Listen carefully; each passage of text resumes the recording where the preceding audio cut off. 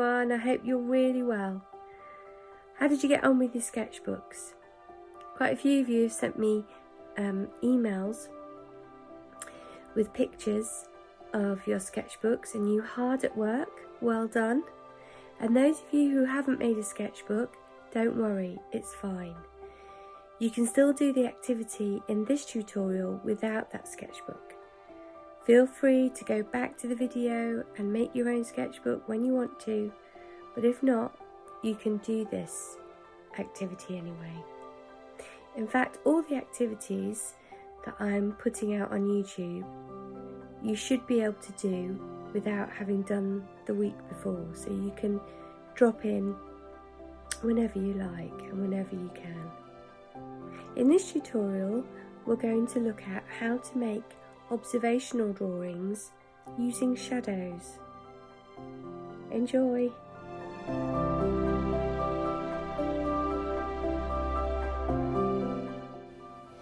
A shadow is a dark shape that's made because the light source is being blocked by an object.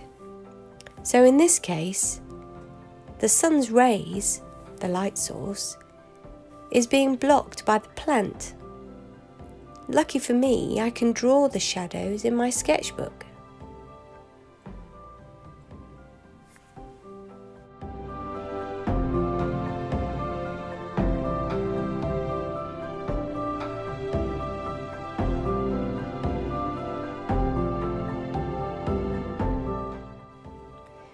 Sue Webster and Tim Noble worked together to collect junk like scrap metal, ladders, disregarded wood, and they assembled the junk into sculptures, which at first glance seem quite abstract and hard to understand what they are.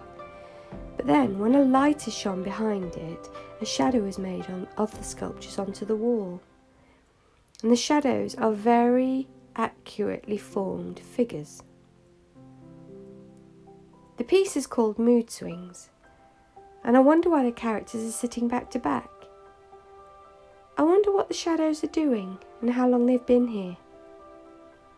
I wonder if the shadows are representations of the artists themselves.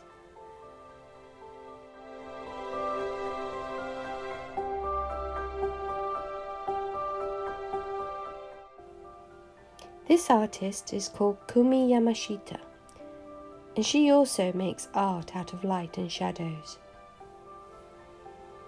This piece, called Question Mark, seems to be made out of a shape that doesn't really appear to be a question mark at all. But look at the shadow. Is that the question mark? And if the shadow is the question mark, what would happen when we switch the light off? Would the artwork still exist? We're questioning the question mark. Kumi has to work really hard to get her shadow just right.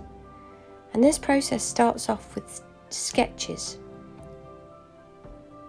drawings of figures, or drawings of the shadow that she wants. And then she has to experiment with all kinds of different materials to see which material, be it wood or metal or paper, works best. She also has to experiment with the light source and the light bulbs. This piece is called Building Blocks.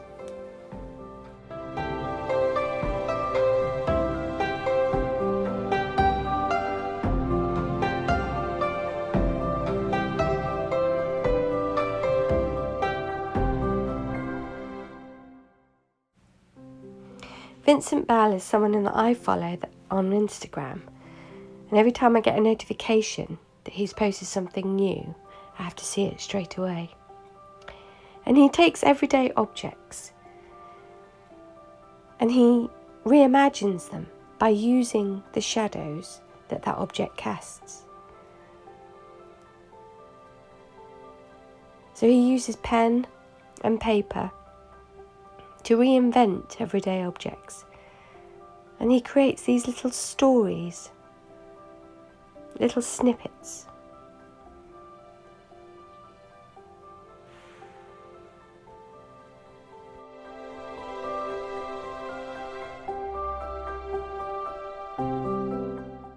At the beginning of the tutorial, I was showing you how I painted a shadow using a very liquidy paint and a paintbrush. Well, that paint is this Brusho pigments that you mix with water to create a very, very watery kind of paint, a bit like ink. If you don't want to buy anything like that, then you can use black food colouring. You can get that from supermarkets. And of course, Indian ink. If you don't have any of those though, and you don't intend to buy anything else, then felt tips are wonderful and they will do a really lovely job here.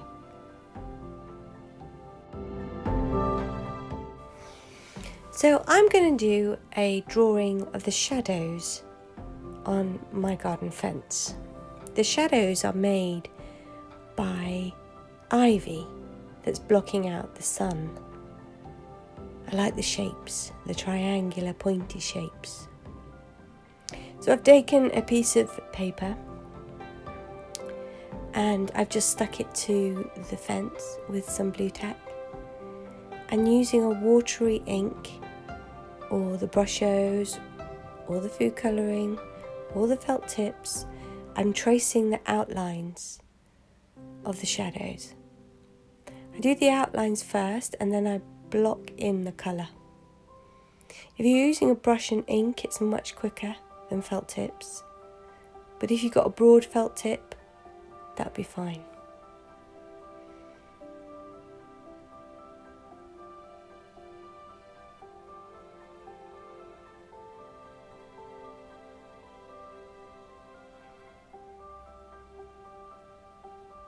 There we go.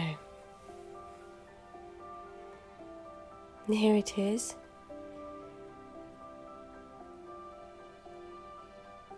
It's just the right size to fit into my sketchbook.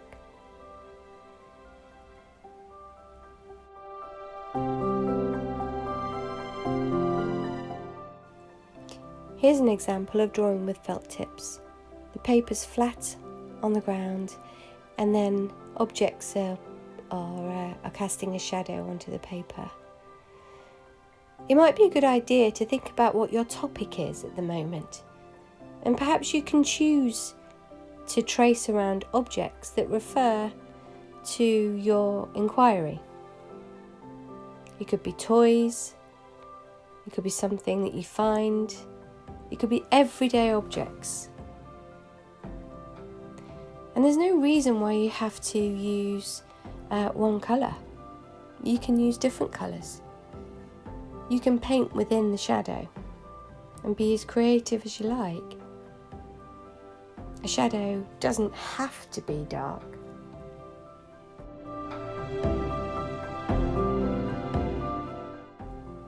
How about a shadow on the ground?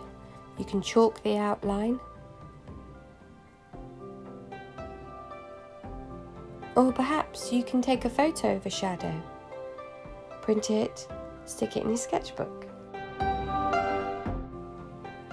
I'm not sure many people would be able to draw the shadow of a whole tree, but you could certainly take a photograph of a shadow of a tree.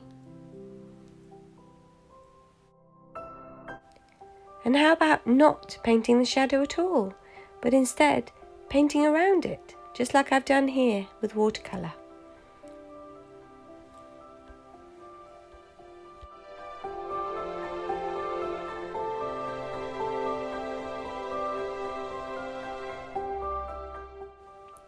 So now I'm going to show you how to make a collage of shadows.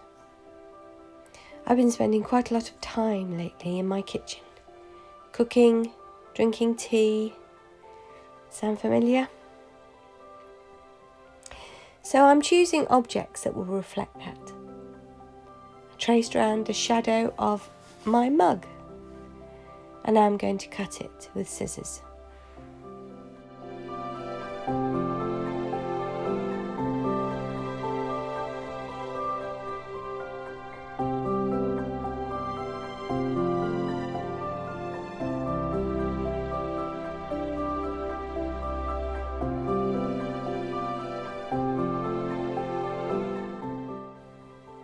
instead of cutting out any really fiddly bits, you could colour them in.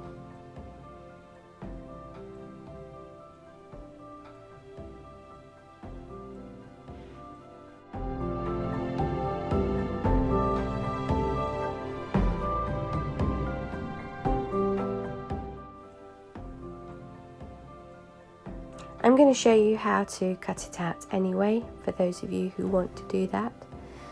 So I fold the paper in half so I can make a slit in the paper, and then I'll just try and get one blade of my scissors in, and I'll snip all the way to the edge of the shape, all the way around.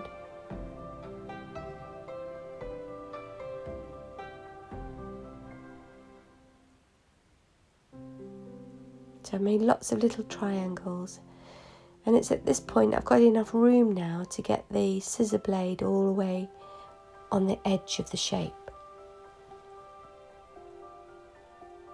It is very fiddly. So I've cut various shapes and various shadows here using different papers. I've got shadows of a spatula, spoons, scissors. And before I stick them down to the sketchbook, I'm going to move them around. Once I'm happy with the composition of the shapes, and I've tried out different compositions, that's when I stick it all down with Pritt Stick.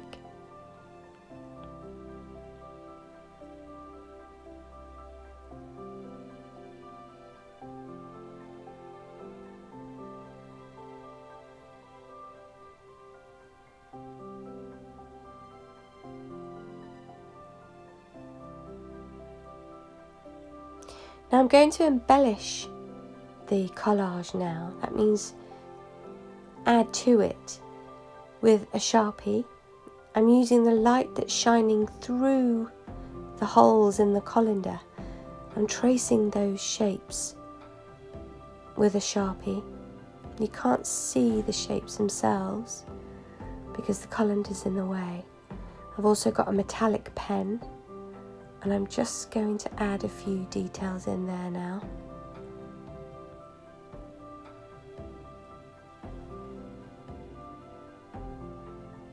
It's a really good idea to draw on top of a collage. It adds the detail that you need. And there we go.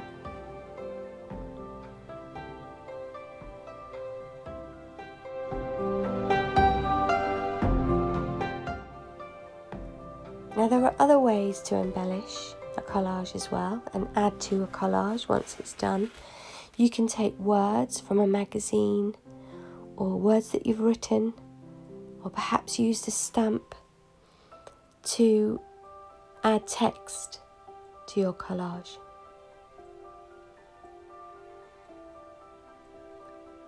And like I say, think about your inquiry, your topic, and try maybe to use objects that will reflect your topic, and perhaps words that will reflect it too. My sketchbook is starting to get filled with lots of images that I'm really proud of.